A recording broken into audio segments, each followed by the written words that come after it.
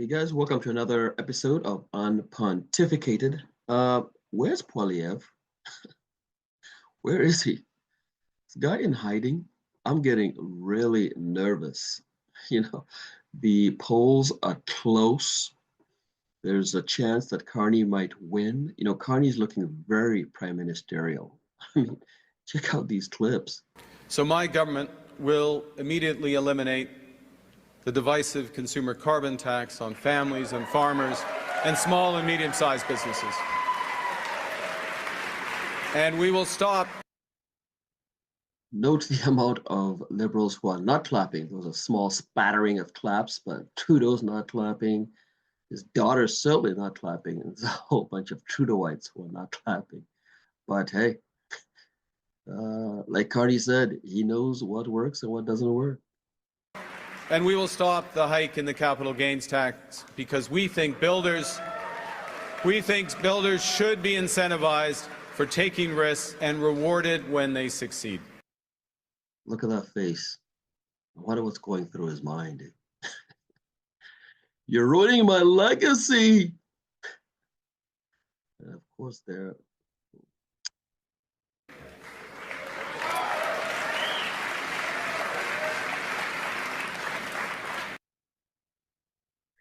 smile looks terrible. Anyway, then so he does sign this bill. I mean, look at how he shows us that he's signing the bill. During the leadership campaign, we will be eliminating the Canada fuel charge, the consumer fuel charge, immediately, and we will be ensuring that those Canadians who have received rebates will continue to receive a rebate in the next quarter. The next payment is before the end of April. This will make a difference to hard-pressed Canadians, but it is part of a much bigger set of measures that this government is taking to ensure that we fight against climate change, that our companies are competitive, and the country moves forward. So it's my honor, on behalf of my colleagues, to sign this order.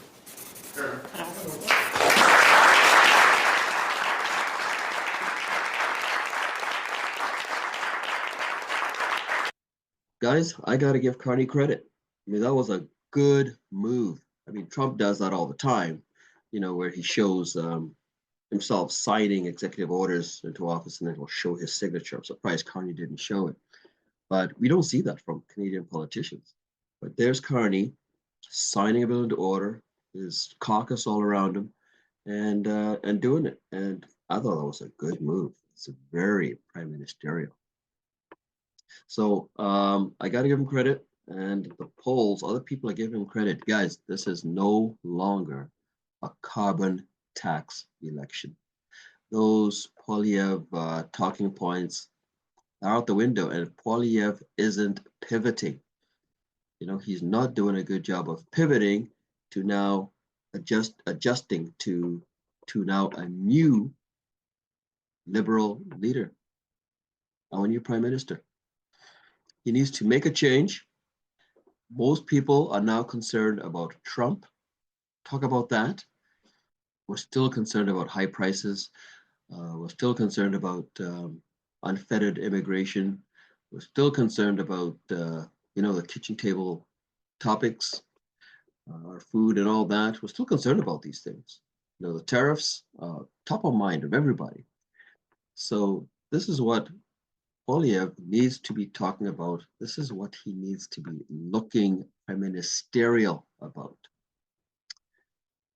One thing I don't like about our politics is that it's so adversarial. As soon as Donald Trump came out with this 51st state troll and talking about annexing Canada and all of that, why didn't our leaders just all come together in one accord and unite?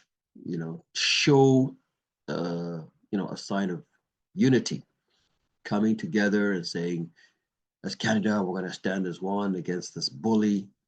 But no, it's still adversarial, talking about, Trudeau is doing this wrong and Carney is this, and everybody's that, but there's no unity. I remember when, I mean, politics is like that in general, but when, I remember when 9/11 hit the United States, the liberals and the Democrats weren't united. They voted unanimously about bills, or whatever George Bush wanted to do, the President Bush. Both Democrats and Republicans were joined as one. Now, this is not, big as that. Obviously, this is not an attack as a wartime attack, but it is a economic attack. So why didn't we come together as one? Even COVID, as much as maybe fake believe that COVID was just, the way it was dealt with was wrong. It was a big, event. We talk about 2020, pre-COVID and post-COVID. That's how we sometimes talk about our times. But the leaders did not come together as one. Everyone complained about Trudeau and his vaccination mandates were all, crap. And I believe vaccination mandates should not have been forced on people. If you wanted to take a vaccine, go ahead. But it should not have been forced on people. I don't believe businesses should have been closed down. But there could have been, because it was affecting the whole country, there could have been a united kind of front that the political leaders could have taken, showing that they're working together on this, even though they disagree, they're working together. Can we not show that we're working together as political leaders? It just seems to be something that is just impossible to do in our political system. But anyway, where's Poilievre? That was just my rant. Where is Poilievre? I went on YouTube just to see, how many. I went on YouTube just to see when was Poilievre's last appearance. This one has him 12 days ago, some sort of speech. This is a month ago. This is 2 months ago. 7 days ago, he holds a Canada First rally.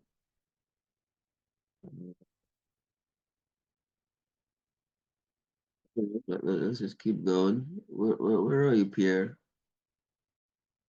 Let me type in Pierre Poilievre. Pierre Poilievre. Whoa, that came up. A liberal trick. Oh, this is a commercial from 23 hours ago. Yeah, these commercials are around. Oh, here we go. Here's something new that he put out 2 days ago. Dream on 1 year ago. This is a commercial. What is this? Whether I think that Mark Carney will abolish the carbon tax, well, the truth is he can't do that without recalling Parliament. This is the carbon tax law. It's in place today. Until Parliament is recalled, this carbon tax law will be the law of the land. What he might do is hide the carbon tax by telling CRA to stop collecting it for 2 months before the election. So let me ask you if you think this is a believable proposition. 100% of his ministers voted dozens of times not just to impose the carbon tax, but to raise it. Mr. Carney, his only public criticism of the Liberal carbon tax was that it was not high enough. They've had this tax now for over 7 years. The law that they still have in place would quadruple it to 61 cents a liter. And you believe that they're not going to bring it back 2 days after the election? Well, I think Mr. Carney has some land he might sell you in Florida, some swampland he might sell you in Florida if you believe that.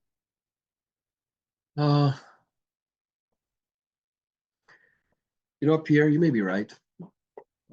We don't know what he's going to do. He did sign the signature. It could have just been a photo op, but people do believe it. So you can't stand there smugly telling Canadians that they're dumb to believe it. You've got to do better than that. You just have to.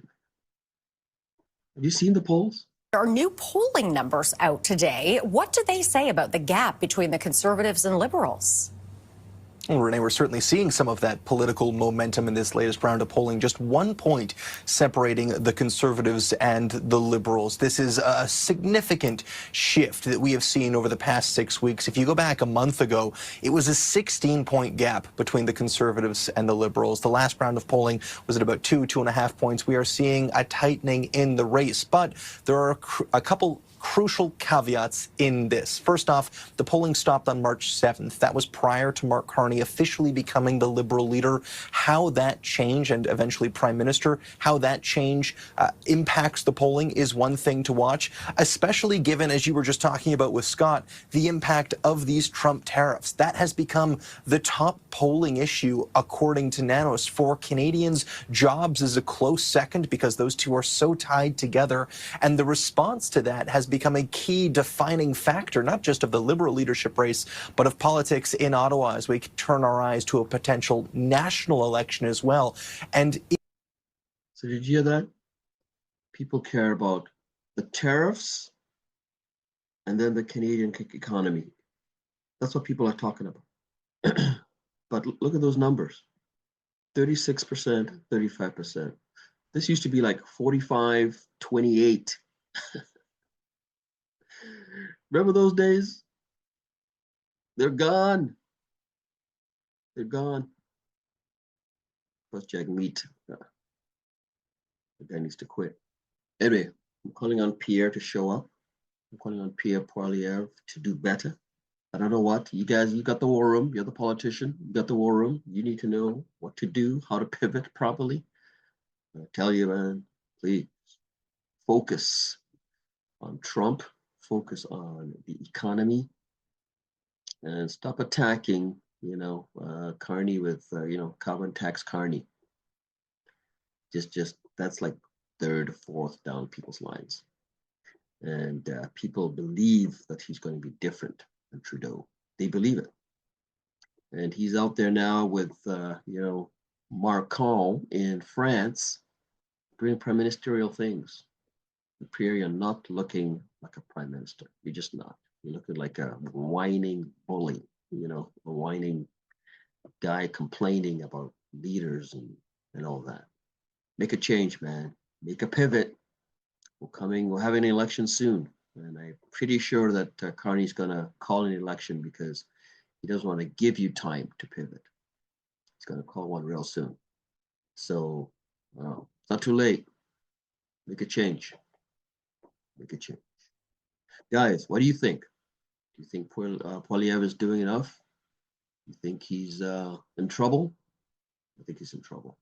Let me know what you think in the comments. And please like and subscribe. Talk to you soon. Bye-bye.